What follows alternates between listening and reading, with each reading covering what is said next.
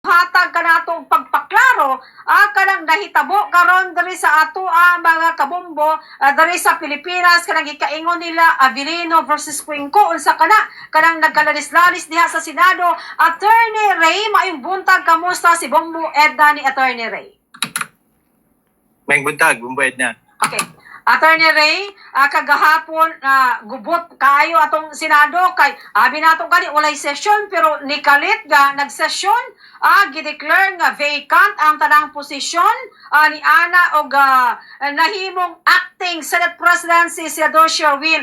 12 lang sila ang question, gita-question karon sa kampo ni Cayetano kay lagi nganong 12 daw nagkurom, illegal daw to. Unsa explanation ani Attorney Ray? Well, dito kung follow ta sa general rule, no? Katay mong na-discuss ganiya, Bombo Edna, ang standard nga rule jud is 50% plus one man.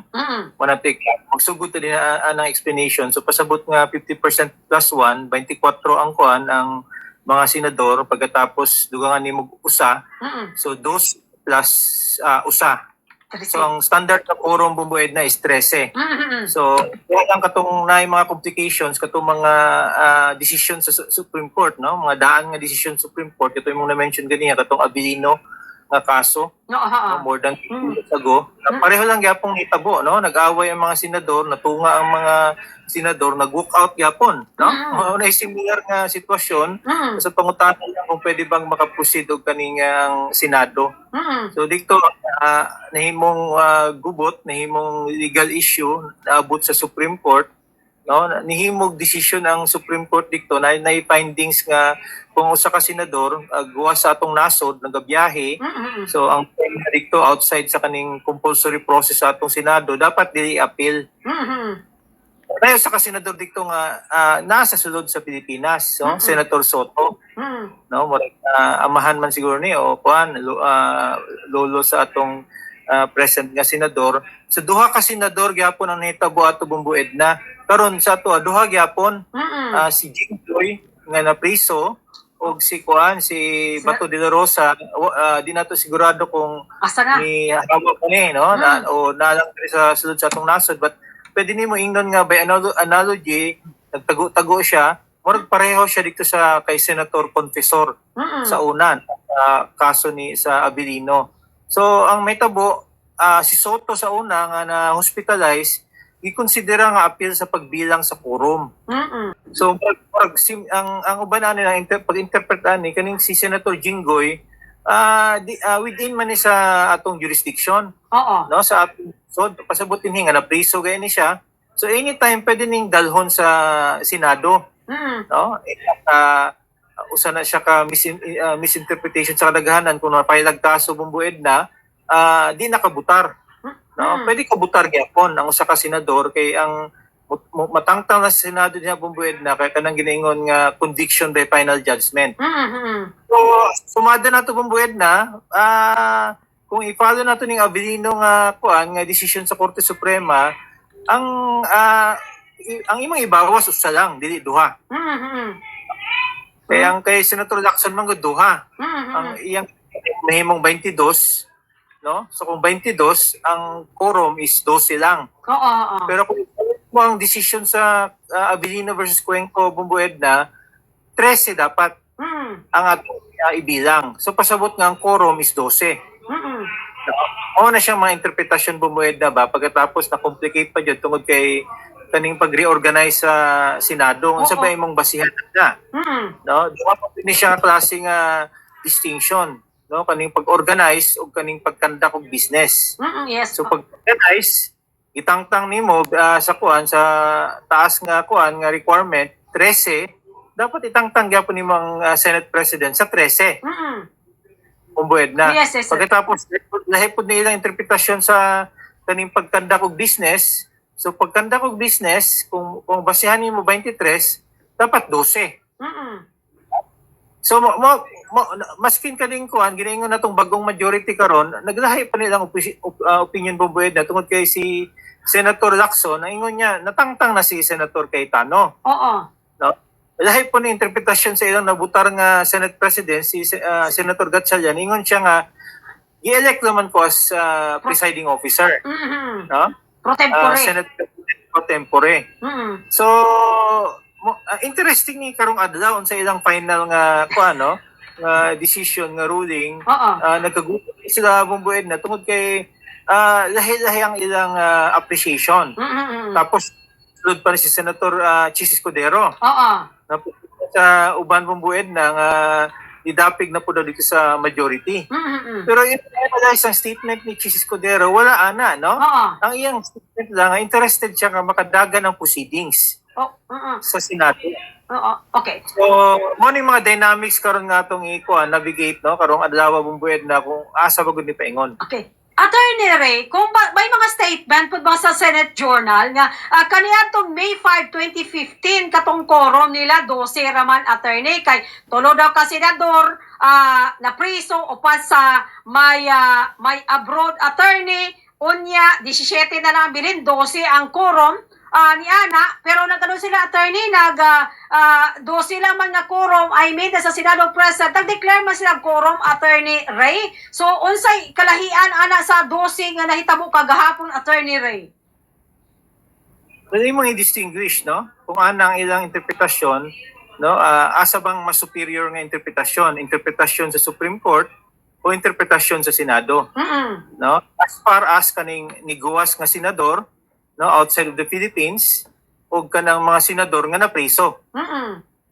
Unsang final nga determination. Pagkatapos kanang findings sa Senado, as far as sa ilaha is concerned, manggod bumbued na, binding na sa ilaha as a body. No, but na mo ng pinaka-correct nga legal interpretation. Ang final nga interpreta na bumbued na, no, kung maguwas din na nga ng constitutional issue, kay constitutional provision man atong Supreme Court yapon. So kanang ilang ginaingon nga 2015, pwede nang convincing na siya, pero sa terms ng abogado, pwede po na siya ingnon nga persuasive lang po. No? At necessarily binding, tungod kay pwede nang baguhon, no, sa mga Senado. Kaya na lang yun ma-interpret na bumbued na kung mahimong legal at saka constitutional issue ang atong Supreme Court. Okay, attorney, pwede taga-Tagalog, attorney. Kung titingnan natin, attorney, ngayong mga panahon, maraming mga landmark cases ang lumabas sa Senado sa ngayon. It is a high time ba na palitan yung mga rules nila para hindi na natin malagay sa stand-off kagaya nito, yung taong bayan, kawawa, attorney Ray? Well, normal sa mga situation bumbued na, no? Basta mga highly disputed nga mga situations like presently, no, na we are facing, no, mga contested nga mga positions na magi-create na mga hair splitting, no? Tingnan natin ang mga actual controversy. So, ang question, tama ka doon, no? Baka siguro high time din sa Senado na institute nila to, no? Ilagay nila sa Senate rules. Klaro, no? Klaro mga instances, no? Kung absent ka ba, anong reason ng absence mo, kung abroad ka ba or within the Philippines, nagkasakit ka ba, or a priso, o di ba napriso ka, no? Nabilanggo ka bumbued na, no? Because ito yung mga situation na ripe ba, no? Inaawayan ng mga politiko because dito na rin yung mga opportunities na pwede pumasok yung mga political agenda. No? So eventually naman bumbued na at the end of the day kung ano yung interpretation ang tama talaga dyan, ang interpretasyon ng Korte Suprema. Okay. Attorney, sa iyong palagay, tama ba yung ginagawa ni sa grupo ni Isadoro Cayetano na hindi mag-attend ng sesyon? Parliamentary strategy, ganon, Attorney Ray? Well, personally, mukhang hindi ako nag-agree doon, no? Sa ganung setup. Kaya kung meron kang numbers talaga, then pwede mo namang i-argue yan, no? Doon mismo sa plenary. So yung strategy, in a sense, siguro nag-backfire, no? Nag-create ng, fino-force ng other group yung issue.